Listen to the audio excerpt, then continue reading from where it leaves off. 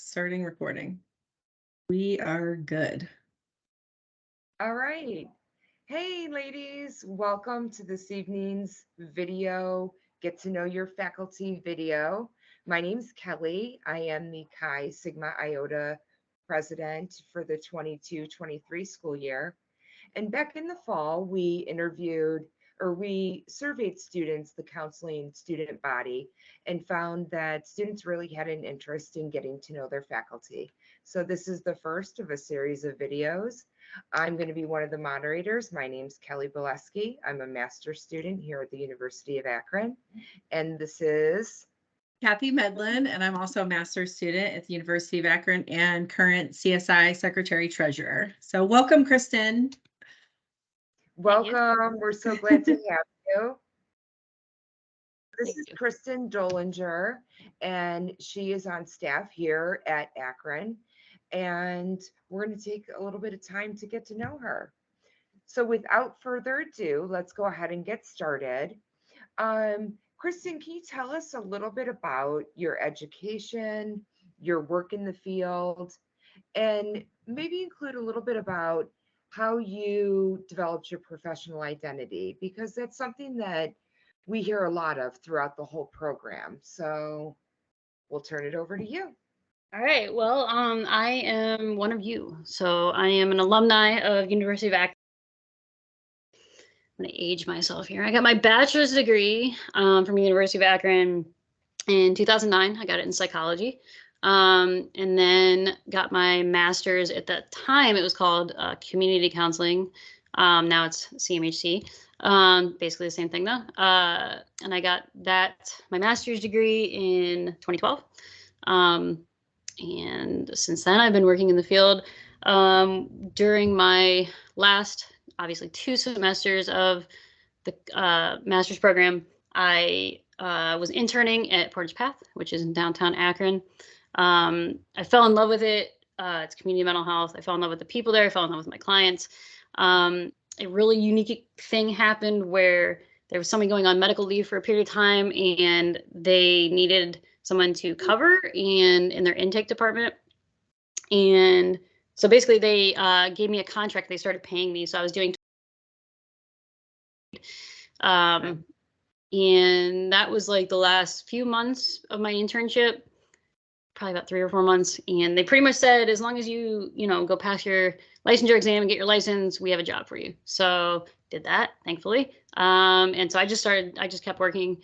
And I was initially hired in their intake department, which I loved. I missed doing it. They had a unique setup where the first person the clients would see would be an intake person. I would ask them everything there's to possibly know about them, get all their diagnostic information, everything, and then set them up with whatever services they needed. And so I would see like 5 or 6 clients a day, about anywhere from 1.5 to 2 hours, diagnose them, and set them up with services. And I missed it because it was very chaotic. And I missed the chaos of that, but it was a good time. So I did that for about 1.5 years, or about a year or so. And then my supervisor when I was interning was leaving Portage Path, and he came to me first and he said, "Hey, I want you to get my job," because he was an outpatient individual counselor there. So I was like, cool. So he kind of vouched for me to get that. I applied for it. I was really torn because I really loved intakes, but I wanted to do individual counseling. So like I begged them and they let me do both for a little while. So I did half and half, but as soon as I started doing individual, I immediately had 90 clients on my caseload. So that was a lot. And eventually they really wanted me full-time in outpatient. So I transitioned and then worked as an individual counselor. I ran groups. I worked in the PHP when I was interning a little bit. I ran the grief group. I immediately took that over, ran that for 5.5, 6 years. And then about 2 years in, I started the group called Creative Coping Group because I'm super into art. And it was basically just doing expressive therapy, which was a super fun group. We would do art with adults for 90 minutes a day, or 90 minutes once a week. We'd listen to music. I loved it. I miss it. That was my passion, my heart and soul. And we had a really good turnout. Clients really loved it. And I really miss seeing them. So anyway, And then in officially, technically in August of 2018, I left and went to private practice at Akron Family Institute, which is where I currently still am. So I've been at Akron Family for 4.5 years, ish. And there I, everything. So individuals, families, couples, kids, which I kind of have definitely gotten away from, not my forte. I do love my teens though. My population is pretty much 14 and above, but I did get some brief work with kids, and I don't know what to do with kids. So sit there on the floor and play Uno. That's in color. That's all I knew what to do. But families are really cool. That's a really unique. Families can be chaotic, and like I said, I like the chaos. Having a bunch of people in one room and they're all fighting, and I don't know. It's interesting, but it's good. And we have lots of training that we do all year round at Akron Family too. So even though I didn't have experience working with younger populations, I immediately got training every other week. So that was covered. I don't know. Did that answer your question? Yeah, That's good. definitely. Yeah. Sounds like you've Thank been really you. busy over the last 11 or so years. Definitely. Yeah, Yeah. for sure. And then I don't know. Do you want me to talk about how I became a professor? Or is that a question later? Like, Yeah, Yeah, that's that a would later be- question. okay. All Okay. right. Well, I just So, kind of wanted to transition next into like your theoretical foundation, like what resonates with you and how has that guided your work? great question. So there is no one. I mean, pretty much every therapist you ask that question to, we're all going to say eclectic, which is true. So within the eclecticness, I will say foundationally, I'm very much an existentialist, which I know is like not am and I've always been. And the foundation of that is just like finding meaning and purpose, and like that's helped me in my life. I mean, being a counselor is my meaning and my purpose on this planet. So that's kind of where that comes from. I can't say I always use it necessarily, but I do use it quite a bit. So that is one of them. Obviously, CBT is just kind of naturally, like I don't recognize consciously that I'm doing CBT. It's just so ingrained, that I'm doing it. Psychodynamic, absolutely. We do, always going back into history and just understanding where some of their thought patterns came from and their perspectives and things like that, and then working forward. So that's huge.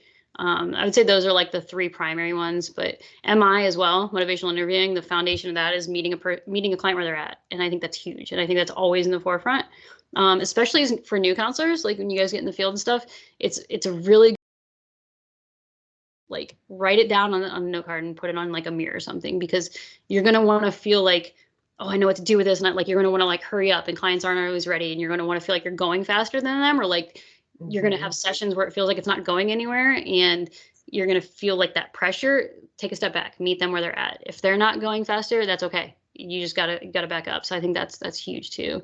So I would say, I mean, there's more, but those are like, I mean, mindfulness I use all the time. ACT therapy I use. Yeah, I got a little bit of everything. So Nice. Good. Yeah, it sounds like a lot of past, present, and future. diving into the client's past, present, and future. Oh, I will be fired even though I'm partial. I'm the director of supervision at Akron Family, but they would fire me for this. Family systems, because that's a huge thing of what Akron Family is, and the training they do is family systems. So if I don't say that, I'm going to get in a lot of trouble. So, well, sorry. Cover your bases. Yeah. Yes. So I find it really interesting that you were actually a clinical mental health major, right? Yeah. Yep. And now you find yourself doing a lot of work with families, couples and families. Yeah. Like I said, I did start getting the training right away. I had done like group work, and I had done quite a bit where when I was in Portage Path, if a client had an issue with a family member, a spouse, a significant other, or whatever, we would bring them in. And obviously my client's my client. That's a guest, and I would make that, those boundaries and stuff very clear. But I feel like I got a lot of good experience that way as well. And then, going through the training initially, like right off the bat of working in Akron Family. But once, 6.5 years in, it's not that much different. There's definitely some different approaches and stuff, but it happens pretty naturally. Yeah. Sure. Yeah, I think that's great for students to hear and know that our programs can cross over Absolutely. different populations, right? Yeah. I mean, you want to make sure you have, the experience, or at least have done some, continued education, or have supervisors, or just are working for a place that promotes education. Obviously, you want to make sure you have case consultation meetings and things like that. So if you are working with a couple and you've never done that before, you know you need that support. But yeah, Akron Family absolutely was set up for that. So it was a pretty easy transition. Nice. So we're going to talk a little bit about your experience at Akron. I know I'd love to hear how you came about to start, how things, how you came to start teaching at Akron. And maybe if you could share with the audience some classes that you've taught and why do you think these are important to the counseling curriculum? Sure. So for those of you who've had me in class, you have heard this. This amazing opportunity totally fell in my lap. One of the most important people in my life that is like at the top of my list is respect is Dr. Schwartz. We've kept in touch throughout the years. He's such an amazing person. And anyway, he randomly reached out to me. I want to say it was November of 2020, and was like, "Hey," and he just sent this to me in a text. We have this class, and it's brand new, but it's part of the core curriculum. It's going to be required. It's called Advanced Diagnosis. Do you want to teach it? And I'm like, heck yeah, I do. Like, let's do this. No, nothing. This is probably terrible to admit this, but I mean, I admitted to all my classes anyway. So yeah, it was never on my radar to teach. As many of you have heard and will hear my story, I was not always the best student. I did great in my master's program, by the way. I got all A's. But prior to that, I was not very great. I wasn't a great student. So it's just never on my radar. So for him to reach out and ask that, I was like, yeah, that sounds awesome. So there was one class before I took it over that was taught. Otherwise, it was brand new. So I never. Dr. Schwartz definitely helped me with like the syllabus and bright space and all that stuff. But otherwise, I pretty much created the class from scratch. So for those of you that had me that first or second semester, I apologize. I was winging it. I've been tweaking it. Kathleen can attest to this because I just had this conversation about an hour ago. I'm asking constantly for feedback, on how to make it better. But yeah, so my thought once he asked me that, and I started building a class. My 100% my goal this whole time, and will continue to be, I want to, I'm teaching advanced diagnosis, by the way, is what I teach. And my goal with the class is to not just teach you guys the book stuff for sure, but I also want to teach you as much real world as I can. And I really try to incorporate that in the class. I use a lot of client examples, clients that I've worked with throughout the years for different diagnoses. The primary, point of the class is differential diagnosing. So it's so many diagnoses have like overlap, or they look or feel very similar to others. So I try to really give you as much of a visual as I can of how they look and feel in real life, versus just reading them based on the diagnostic criteria. Because it's too wordy. They use a lot of words. There's a lot of redundancy. And I'm not saying it doesn't look that way, but it does look and feel different in real life. So, and you've heard my background on diagnosing, so I feel like I said, I had the DSM-4 memorized basically because of my former supervisor. So yeah, I felt like I was equipped as far as my experience when he asked. They keep asking me back, so I think I'm doing okay. Yeah, that's how I got this job. I think you're doing great. Just so that thank you you. know. Well, thank you. I appreciate that. So It's such a therapist thing to say, but I love it. That's great. no, I can give you a real life example that I'm in internship right now with Catholic Charities. I'm in Lorraine County, and I spend an 8-hour day at the men's homeless shelter. And there are many cases that are severely mentally ill and really require a lot of dissecting, right? And really kind of looking at what's presented. And I remember sitting in your class and going through each of those criteria and applying them to the case study.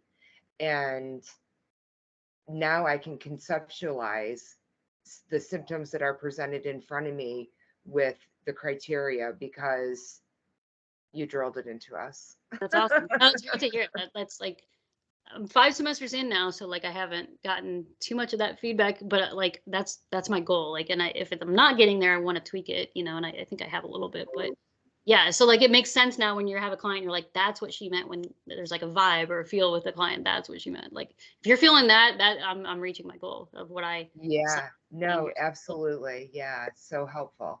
Yeah, Very cool. Thank you. I like hearing that. you're welcome. So yeah, so it's the only class I teach. They have asked me to teach a few others a few semesters ago. I think Kelly, you might have been in it. It was a summer class. You guys were trying to get it covered to get into practicum. I can't remember if you were in that class or not. Anyway, but I haven't been able to. I don't want to take more time away from my clients. So I've unfortunately turned it down. I do love teaching, and self-care is super, super important. Please note that. So to maintain my current lifestyle and not overload myself, I've had to turn other classes down. But I do love I do love having this extra thing I do. So that's it. Advanced diagnosis. Yeah, nice. Thank you so much. Welcome. Yeah. Got to keep those boundaries, right? But that's what I'm saying. And trust me, it's been a few times where I've almost tried to make it work. But the pandemic gave me Fridays off. I started taking Fridays off because of the pandemic, and I will never go back. That's yeah. awesome. Yeah, I'm sure that's nice. Yeah. Yeah. You guys want to see the infamous corgi as well? Oh, there's the corgi. She turns 18. What a baby. Yeah. Well, we really do appreciate your time, Yes, and thank we you. want to know how much we appreciate everything you're bringing to the counseling program at the University of Akron. I know I've had you. You left an impact on me. I know if I'm out in the field and I have questions or anything came up, I would not hesitate to reach out to you. Awesome. And Absolutely. and check in or ask for advice or anything like that. So again, we appreciate your time. Keep up the good work. Thank you. And thank Too. you. You guys too. No problem. Thanks for joining us Thank today. you. We really appreciate it. Absolutely.